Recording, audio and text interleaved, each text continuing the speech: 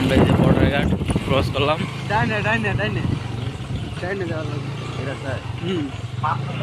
এই যে এখন আমরা পাহাড়ে খুব কাছাকাছি,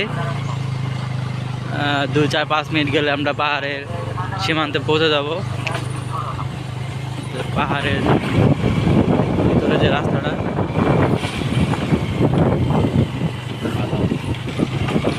নদী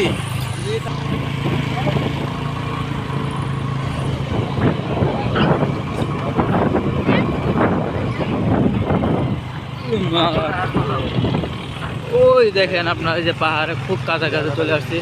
পাহাড়গুলো খুব, আমরা যত কাছে যাচ্ছি তত দেখতে পাচ্ছি অনেক অনেক সুন্দর। তো পাহাড়ে